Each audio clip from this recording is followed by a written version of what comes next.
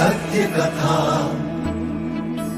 पुरुषार्थ कथा, सुनो सुनो सिद्धार्थ कथा।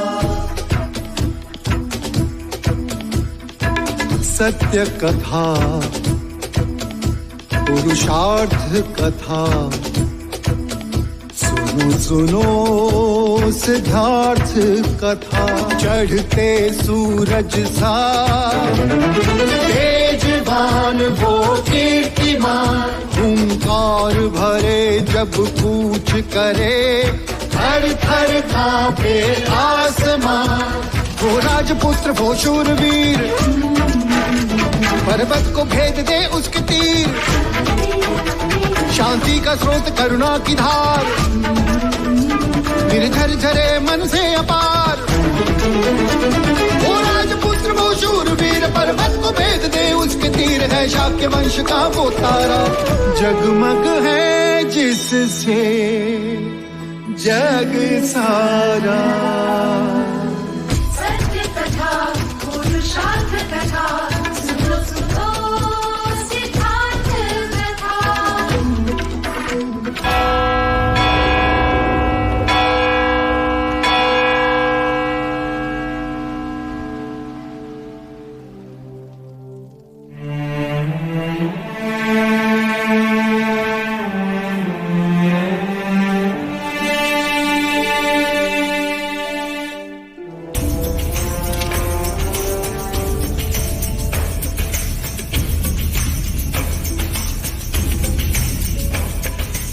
हर क्षत्रिय के लिए सौभाग्य दिवस होता है जिस दिन उसके तलवार को तिलक किया जाता है।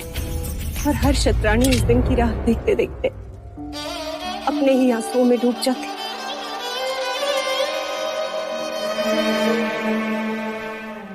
देवी,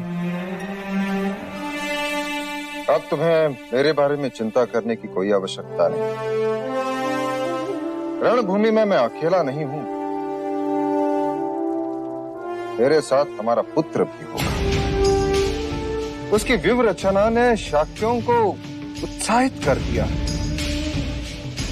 कहाँ है युवराज? वो तो कंठक को लेकर प्रातः काले चले गए महाराज। चले गए? जब उसे ज्ञात था कि आज हम सेना के साथ कूच करेंगे, ऐसे अकेले जाने का अर्थ क्या? आप चिंतित ना हो देव, कदाचित इसमें भी उसकी कोई व्यू रचना होगी। माता अभी आपकी रक्षा करे।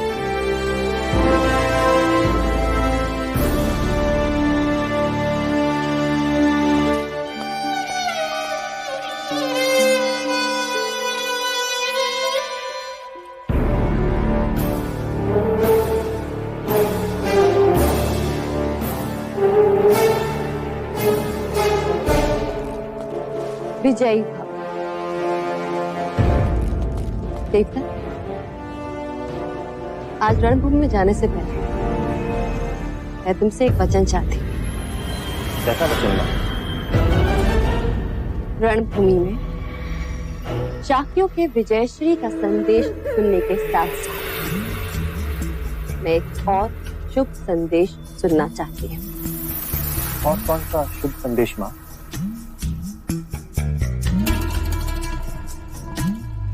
युवराज सिद्धार्थ की मृत्यु का संदेश। माँ, मैं तुमसे पहले भी कह चुका हूं कि मैं सिद्धार्थ को कपट से नहीं मारूंगा।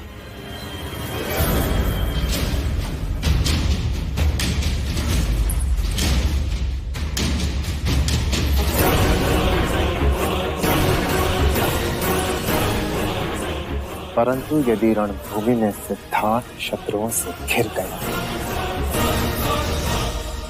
तो मैं उसे बचाऊंगा भी नहीं। ये घटना तो तब होगी जब सिद्धार्थ रणभूमि में होगा। मतलब? सुबह से पूरा राजमहल उसे ढूंढ रहा है, न जाने कहां चला गया।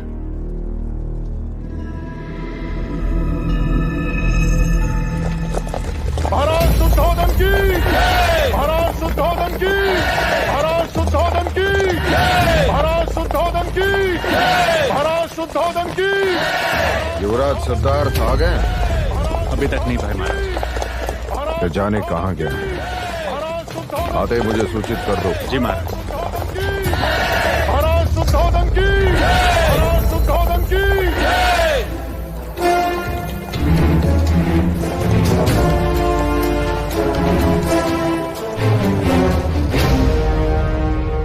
महाराज प्रसन्नजीत की जय हो। महाराज शुद्धोधन अपनी सेना के साथ कपिलवस्तु से कूच कर चुके हैं। अर्थात शाक्यों का अभिमान उन्हें मिट्टी में मिलाकर ही रहेगा। अब कोई भी दीवार हमें शाक्यों पर विजय प्राप्त करने से नहीं रोक सकती।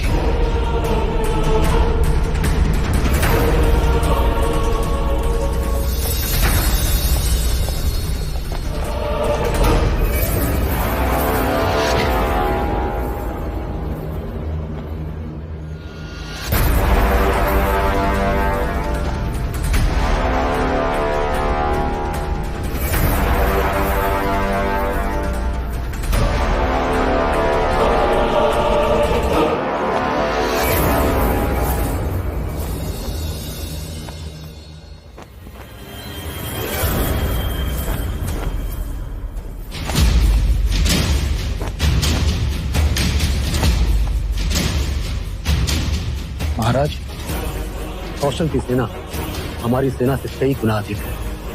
लगता है प्रसन्नजीत ने इस युद्ध में अपनी पूरी शक्ति लगा दी। हाँ सेना,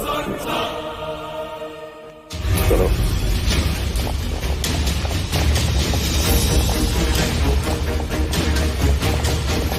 मनोज, क्या सारे शाक्य राजा अपने सेना समेत आ गए? अधिकांश आ चुके हैं भाई महाराज, और जो बचे हैं वो भी सूर्यास्त तक पहुंच जाएंगे। केवल कोलिया नरेश महाराज दंडपानी की सेना को छोड़कर। राजा दंडपानी? मुझे खेद है महाराज, किंतु रोहिणी नदी का जल स्तर अचानक बढ़ जाने से वो पुल टूट गया, जिससे पार होके मेरी सेना यहाँ आने वाली थी। किंतु आप चिंता न कीजिए, सैनिक नया पुल बना रहे हैं। पुल बनते ही वो यहाँ पहुंच जाएंगे।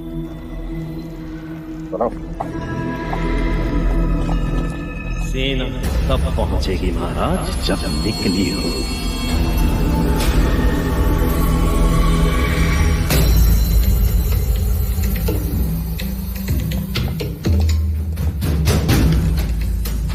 बादल, शाक्य हमारे अश्व को पकड़ क्यों रहे? कदाचित कौशल की विशाल सेना को देखकर भयभीत हो गए। कदाचित हथियार बनाने के लिए लोहा पिघला रहे हो। महाराज, अभी अभी गुप्तचर से सूचना मिली है कि महाराज शुद्धोधन का ज्येष्ठ पुत्र सिद्धार्थ युद्ध की घोषणा सुनते ही भाग गया। बहुत समझदार है, इसीलिए समझदारी दिखाते भाग गया। और ये सब ये मरकर हार कर भागेंगे। युवराज सिद्धार्थ की व्यूह रचना के अनुसार कल सुबह हम प्रसन्नजीत को घाटी के छोटे मैदान पर चुनौती देंगे। अपने अपनी तैयारियां कर लो और सबको अपना अपना स्थान लेने की सूचना दे दो। युवराज सिद्धार्थ का कोई समाचार? खेद है महाराज, अभी तक कोई सूचना प्राप्त नहीं हुई है। महाराज, युवराज प्रत्यक्ष रूप से ना सही, किंतु परोक्ष रूप से तो हमारे साथी हैं। अर्थात उनकी व्यूह रचना तो हमारे साथी है महाराज।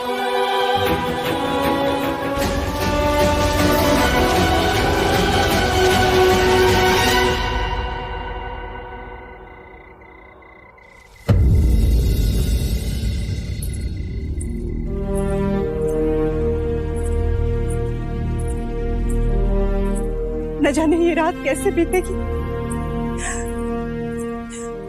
कौन जाने वहां रंगभूमि में क्या हो रहा होगा। प्रजा, संभालो अपने आप को। अमिता दीदी, सिद्धार्थ को ही लेना, कोई सूचना नहीं है उसकी अभी तक। अचानक जाने क्या हुआ कि बिना किसी को बताए कहीं चला गया। महाराज कितना खुश थे उससे। महादेवी, वर्षिका, युवराज का कोई समाचार? नहीं महादेवी, झूठ मूठी कह देती। हाँ महादेवी। कैसे हाँ कह दो महादेवी? जो समाचार मैंने सुना वो अत्यंत भयभीत कर देने वाला है। समाचार? कैसे समाचार? लाशिका बोल। कल रात क्या लाशिका? कल रात युवराज ने पहली बार मृत्यु को देखा।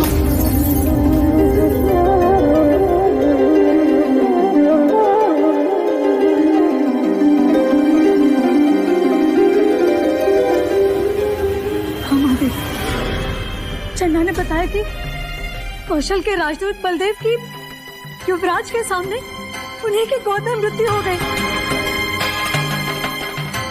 और उस घड़ी के बाद से युवराज बस यही कहते रहे कि मैं युद्ध को रोकूंगा मैं युद्ध को। यही कहते कहते वहां से चले गए।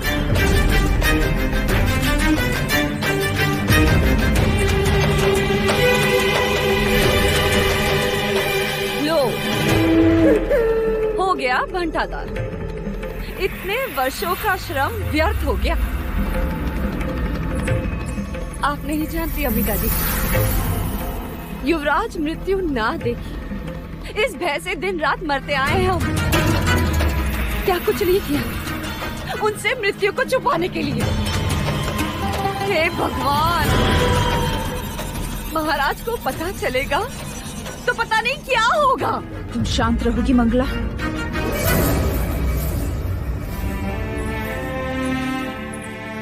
कुछ नहीं होगा। तुम केवल अपना सामर्थ्य बनाए रखो प्रजा। सिद्धार्थ को कुछ नहीं होगा।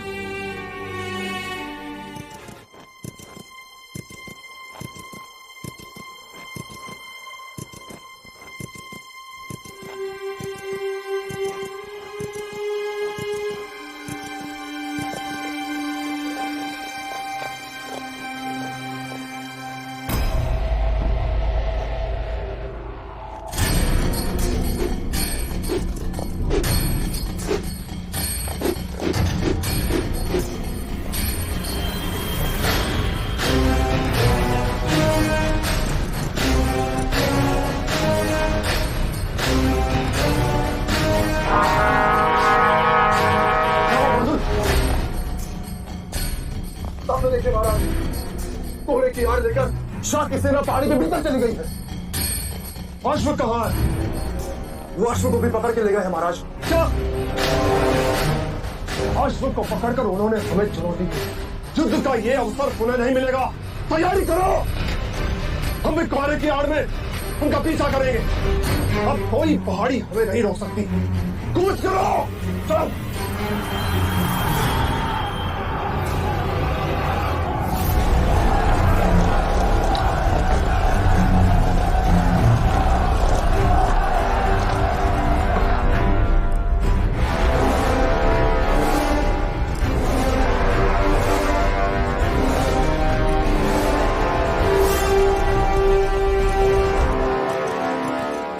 अप्रतिम।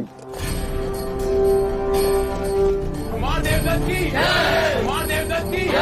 कुमार देवदत्त की जय। कुमार देवदत्त की जय।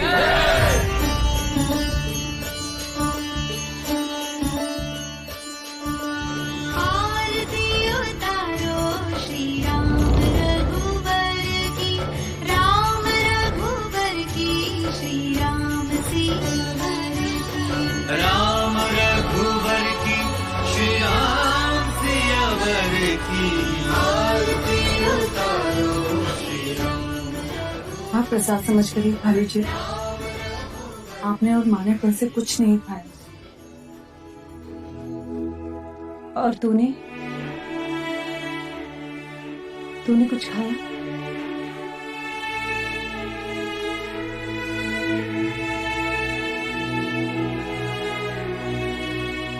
स्वयं भूखी है और मुझे खाने के लिए कह रही है। मैं तेरी भावनाएं समझती हूँ गोपा, पर तू भी तो मुझे जानती है ना। सिद्धार्थ और महाराज का चेहरा देखे बिना मेरे मुंह से अन्न का एक दाना भी नीचे नहीं जाता। मैं नहीं चाहती कि महाराज की रक्षा के लिए मेरी तपस्या में कोई भी कमी आए।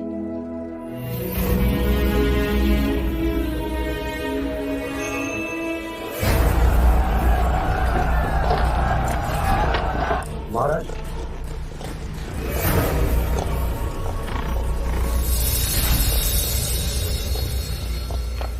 मैं कौशल राज्य का सेनापति बांदुल आपको यह सुझाव देने आया हूं कि आप यज्ञ के अश्व को छोड़ दें, कौशल नरेश का आधिपत्य स्वीकारें और कपिल वस्तु की शांति बनाए रखें। अन्यथा युद्ध करें। हम भी यहाँ शस्त्रों का प्रदर्शन करने के लिए नहीं आए सेनापति बांदुल। हम चाहते भेड़ और बकरियां नहीं है जो दंड की आवाज सुनकर पीछे पीछे चलने लगे।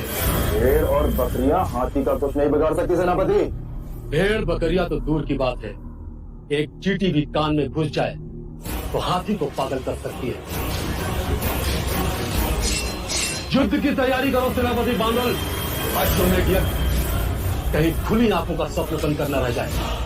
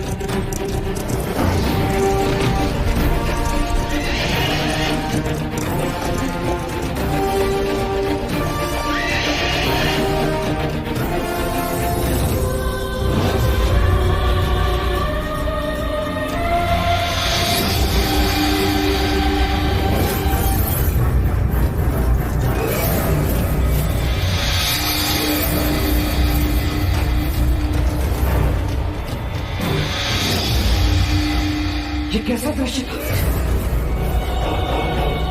मुझे इस युद्ध को रोकना होगा।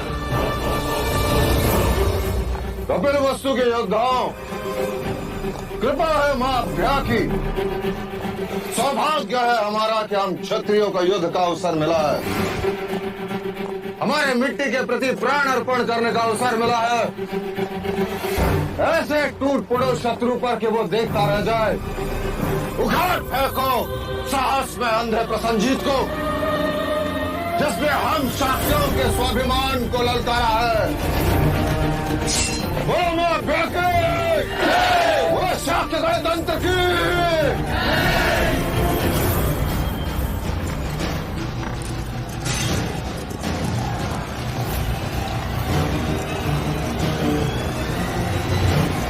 वो मां भ्या की।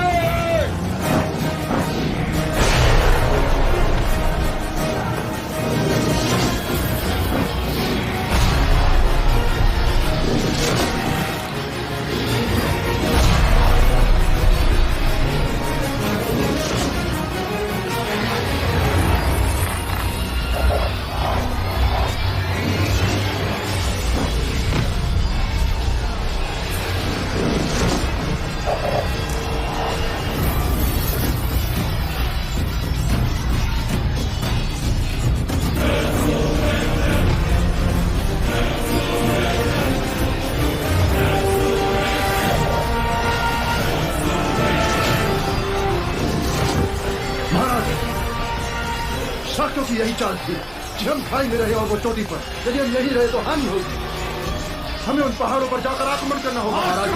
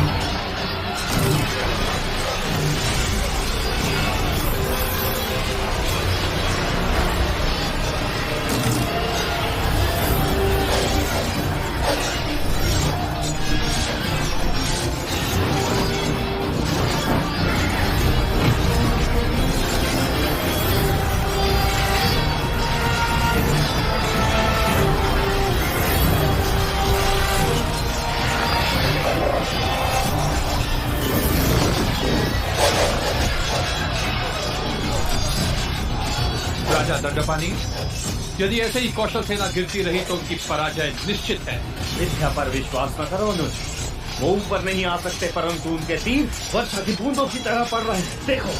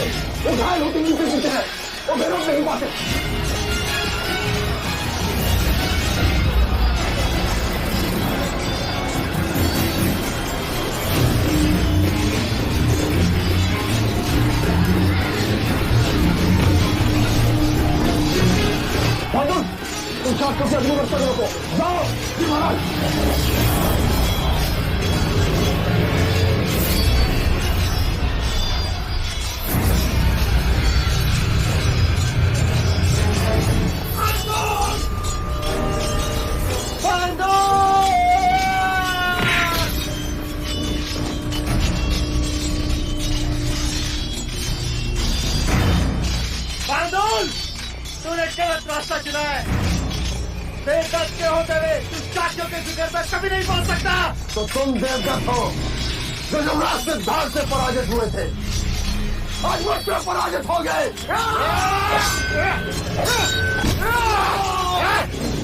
शरणागति स्वीकार करो राजा शुद्धोधन, अन्यथा मेरी तलवार तुम्हारा शिरछेद करने में विलंब नहीं करेगी। लगता है तुम अपने पिता की बात नहीं मानते प्रसन्न जी। उन्होंने तुम्हें अवश्य कहा होगा किसी का भी सामना करना, परंतु शुद्धोधन के सामने मत जाना, और तुमने यही गलती की। सावधान!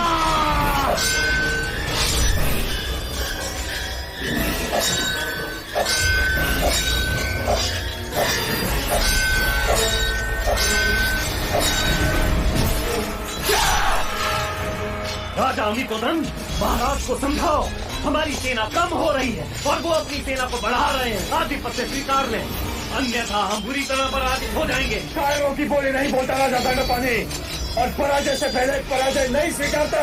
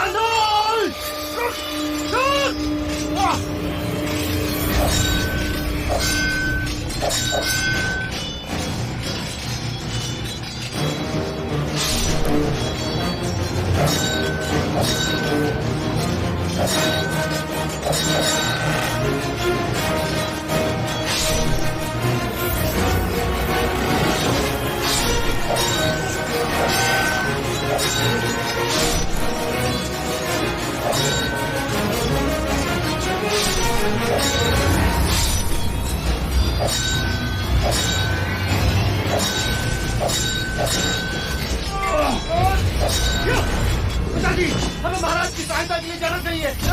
चलिए पिताजी। मूर्ख ना बनो, प्रसेनजीत हमारा ही कार्य कर रहा है। बस अपना मोर्चा संभालो, बस जाओ।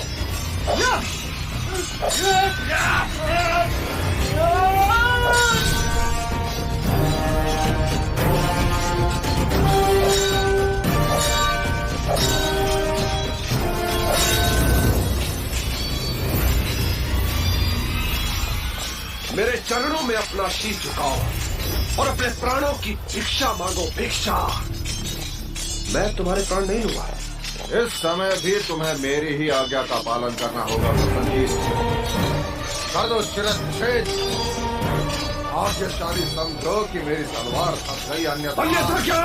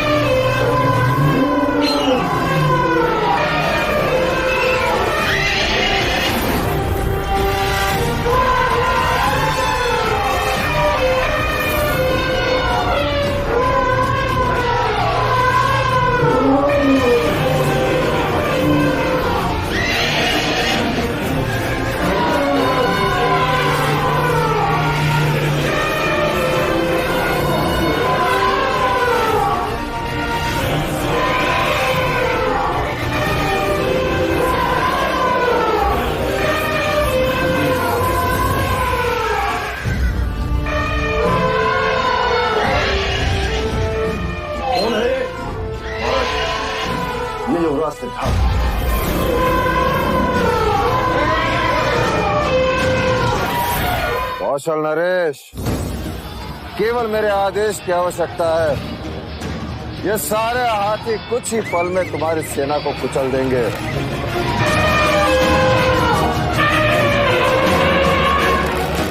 तुम चारों ओर से गिरे हो,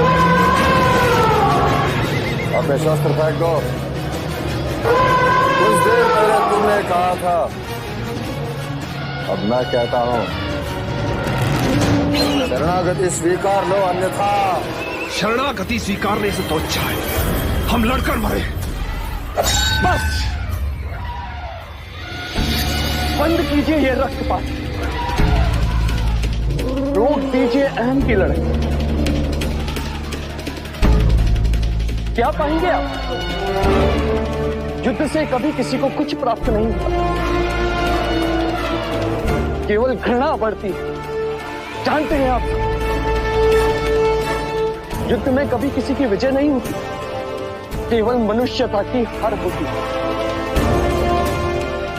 युद्ध में विजयी को भी नुकसान ही होता है, वो अपने देश के कई उत्तम मनुष्य को खो देता है, अपनी प्रगति के कई वर्ष खो देता है। क्यों लड़ते हैं हम सब उस धरती के लिए जो कभी आपकी थी नहीं?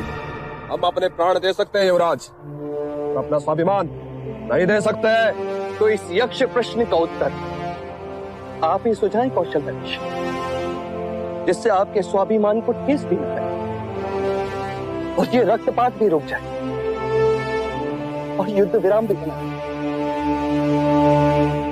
जिससे मनुष्य राक्षस होने से बचे।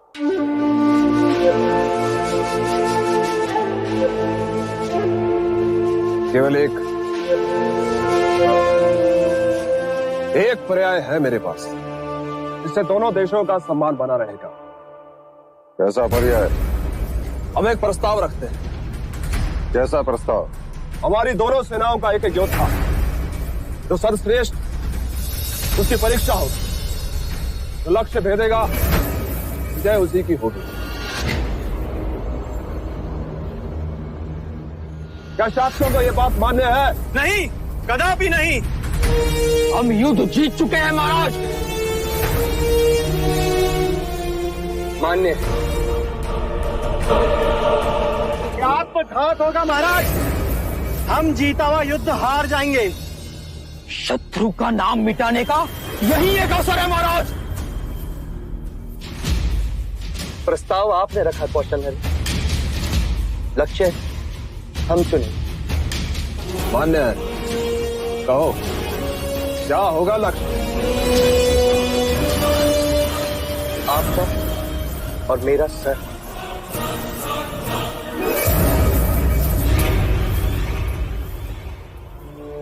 ये मुकुट ही राजा के अहम का प्रतीक होता है। तो क्यों ना आज हम इसे ही लक्ष्य बनाएं। आपका मुकुट मेरे सर होगा, मेरा आपका, और हमारी सेना का सर्वश्रेष्ठ धनुर्धर उसे भेदेगा। जो लक्ष्य भेदेगा उसी की विजय।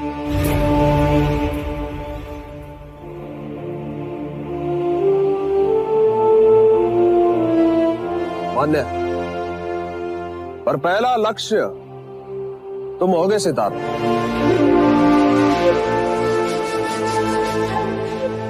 तुम मेरा मुकुट पहनोगे।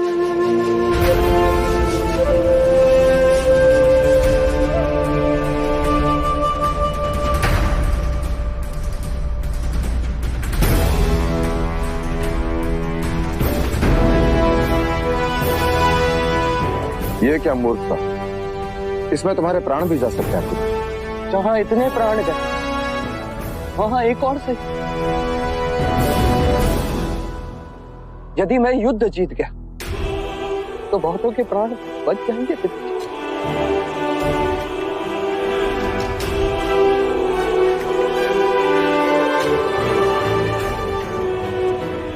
मैंने आपका मुकुट पहन लिया है कौशल गणेश। अब हमारी सेना का सर्वश्रेष्ठ धनुर्धर इसे भेदेगा। परंतु ये लक्ष्य भेदेगा कौन?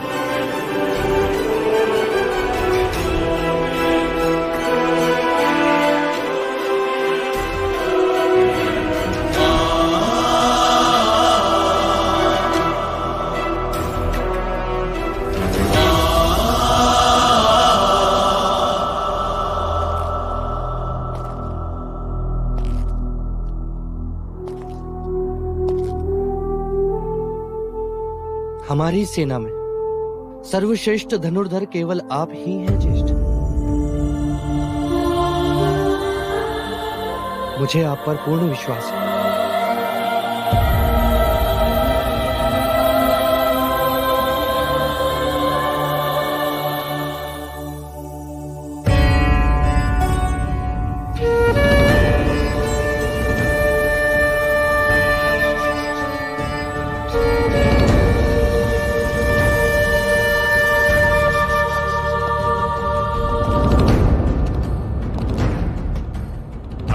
तुम्हारे साथ है पुत्र।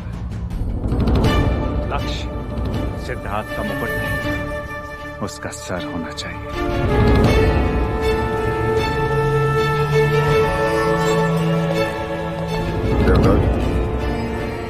शाक्यों का अभिमान, साहस और गौरव सब तुम पर निर्भर है। आज तुम कुल दीपक कहलाओगे, अन्यथा कुल घातक।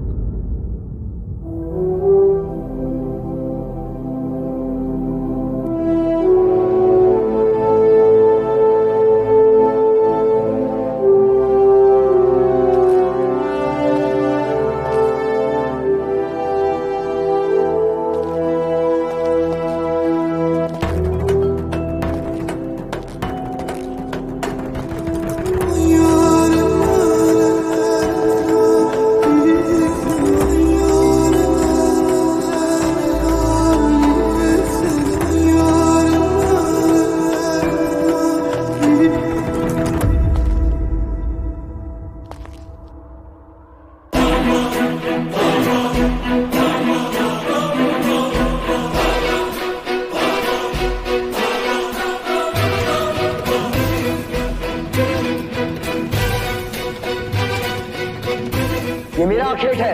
इसे मैंने बचाया है। ये पक्षी मेरा है।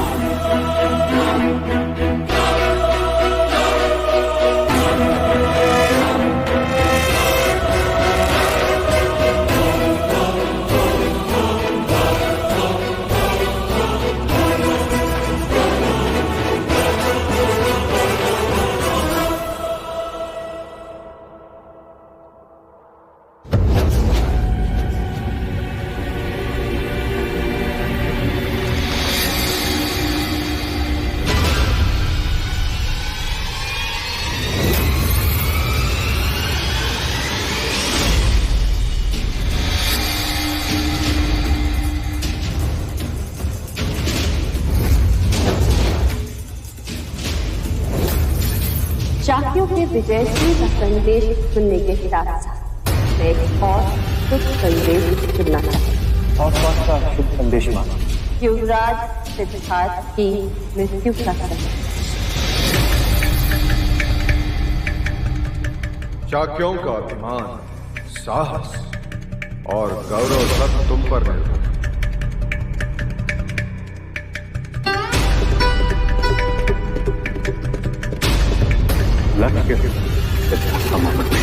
आज तुम कुल दीपक कहलाओगे,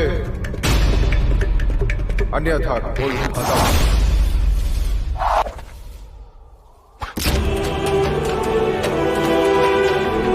कुमार देवदत्त की जय, कुमार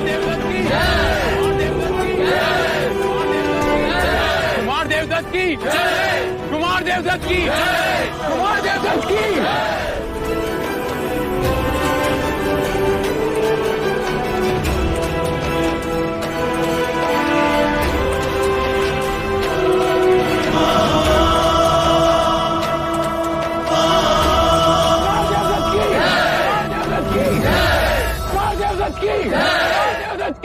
कुमार देवदत्त की, कुमार देवदत्त की, कुमार देवदत्त की, कुमार देवदत्त की,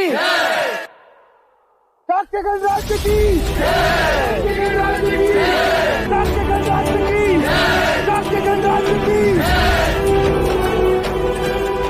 कौशल नरेश प्रसन्नजीत, अब तुम्हारी बारी।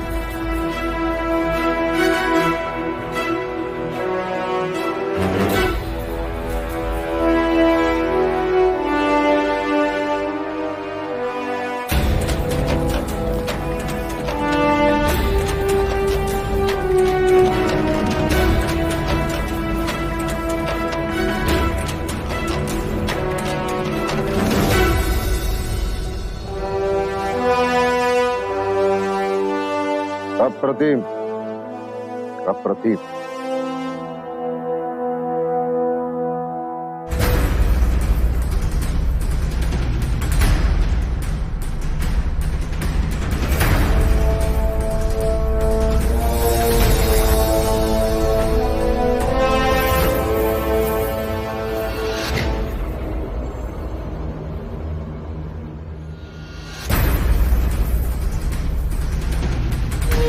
बहादुर, देर चलाओ।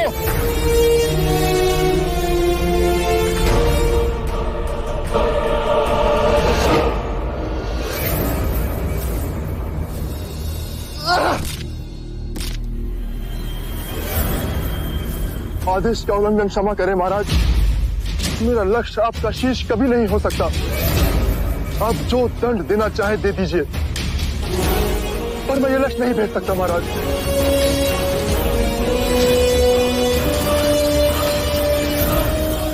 कोई है कोई योद्धा जो इस मुकुट को अपना लक्ष्य बना सके?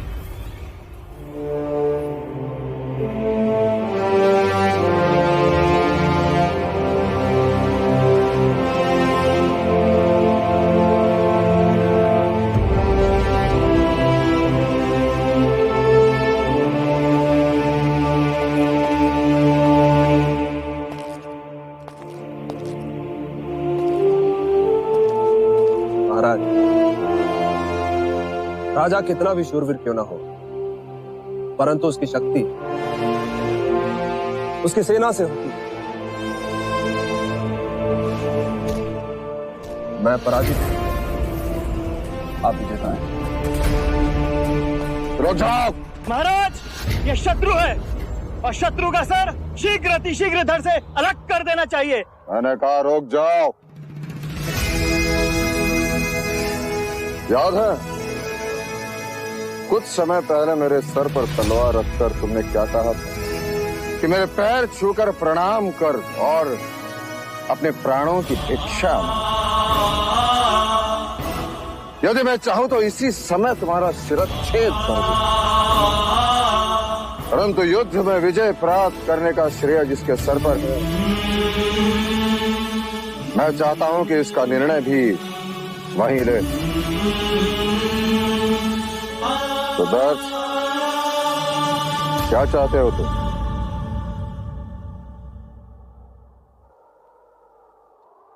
क्षमा और शांति। अर्थात युद्ध में शांति और शत्रु के लिए क्षमा।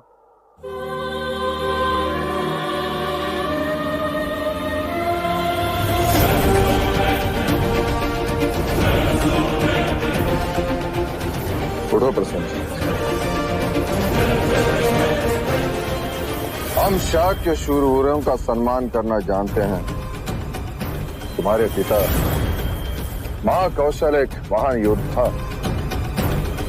उन्हीं का मान रखते हुए मैं तुम्हें जीवन दान देता हूँ। महाराज, ये युद्ध नीति के विरुद्ध है। या शत्रु का सर काट दिया जाए या उसे बंदी बना दिया जाए। महाराज, इस पर कैसे विश्वास किया जाए? ये दोबारा आक्रमण नहीं करेगा। ये समय चर्चाओं का नहीं है। अब जो भी चर्चा होगी संघ सभा में होगी। हमारी कुछ शर्तें हैं प्रसन्नजीत। कहिए। युद्ध में हुआ सारा खर्चा तुम हमें दोगे और साथ साथ ये वचन भी हम पर कभी आक्रमण नहीं करोगे। मैं वचनबद्ध हूं महाराज शुद्धोधन। क्या इस संधि के नाम पर मैं आपसे कुछ भेंट ले सकता हूँ राजा प्रसन्नजीत? प्राण और स्वाभिमान के सिवा कुछ भी मांग सकते हैं। वो सारे शस्त्र जो आप अपने साथ लाए, वो शस्त्र जो प्राण लेते अब और प्राण ना ले सकते। क्या करोगे उन शस्त्रों? उन्हें पिघलाकर सीमाओं पर उन पर संदेश लिखूं। युद्ध से युद्ध का अंत नहीं होता, मनुष्यता का अंत होता है। शांति से स्नेह बढ़ता है।